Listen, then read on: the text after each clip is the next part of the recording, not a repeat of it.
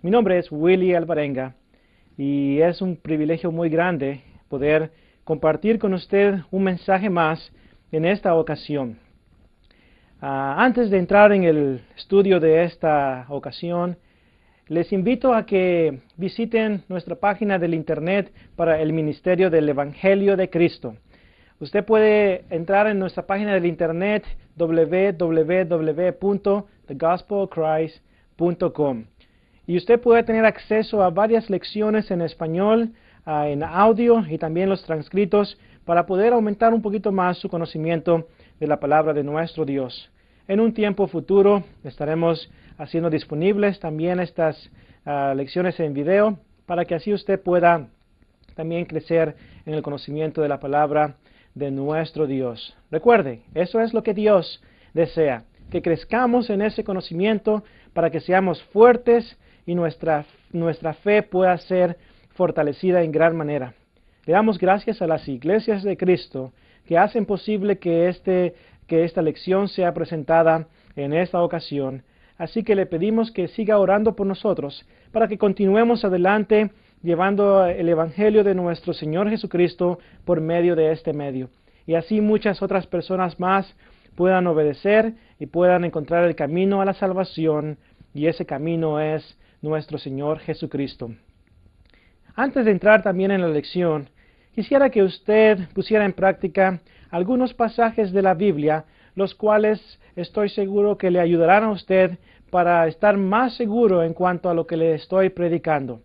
Yo le animo a que practique Hechos capítulo 17 y verso 11, donde la palabra de Dios nos dice que los que estaban en Berea eran más nobles que los que estaban en Tesalónica, pues recibieron la palabra con toda solicitud, escudriñando cada día las Escrituras para ver si estas cosas eran así.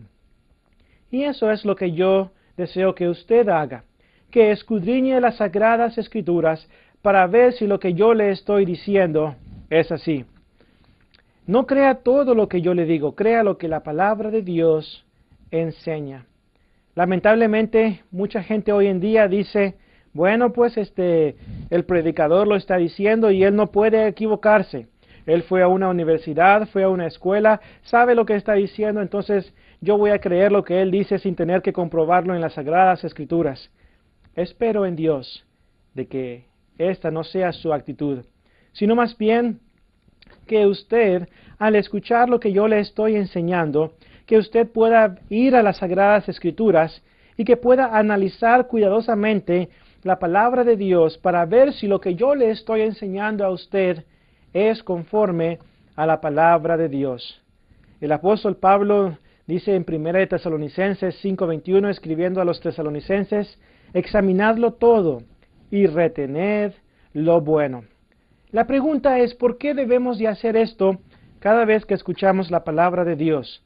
Cada vez que la estudiamos, ¿por qué tenemos que examinar y escudriñar las Escrituras? Yo creo que la respuesta la tenemos en 1 de Juan, capítulo 4 y versículo 1.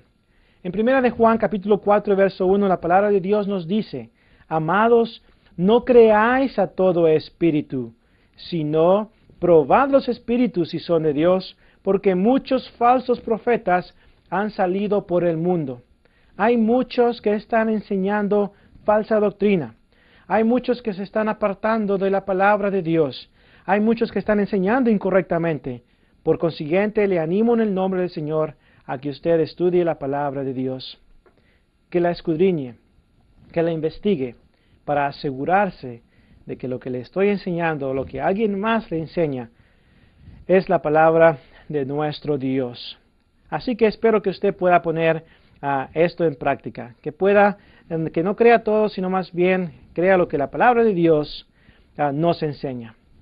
En Romanos capítulo 1 y versículo 16, el apóstol Pablo dice, porque no me avergüenzo del Evangelio, porque es el poder de Dios para salvación a todo aquel que creyere, al judío primeramente y también al griego. Nuestro título de la lección para esta ocasión es El poder de Dios para salvación. ¿Cuál es ese poder de Dios para salvación? Nuevamente, Romanos 1:16 dice Pablo, porque no me avergüenzo del Evangelio, porque es el poder de Dios para salvación. Entonces, Pablo nos está diciendo que el Evangelio es el poder de Dios para salvación. El Evangelio de nuestro Señor Jesucristo. ¿Se ha preguntado usted qué significa Evangelio? Bueno, la palabra Evangelio viene de la palabra griega euangelion, que básicamente significa buenas nuevas. Pero la definición de la palabra todavía no nos dice exactamente qué es el Evangelio de Cristo. La palabra simplemente nos dice que son las buenas nuevas de salvación. Para poder saber y aprender qué es el Evangelio en realidad, qué es el poder de Dios para salvación, necesitamos analizar algunos pasajes de las Sagradas Escrituras. ¿Se acuerdan las palabras de nuestro Señor Jesucristo en Marcos 16 y versículo 15? En Marcos 16:15, Jesús le dice a sus discípulos, id por todo el mundo y predicad el Evangelio a toda criatura. El que creyere y fuere bautizado será salvo, mas el que no creyere será condenado. Jesús envió a sus discípulos después de que Él resucitó de entre los muertos. Jesús se aparece a sus discípulos y les da una comisión.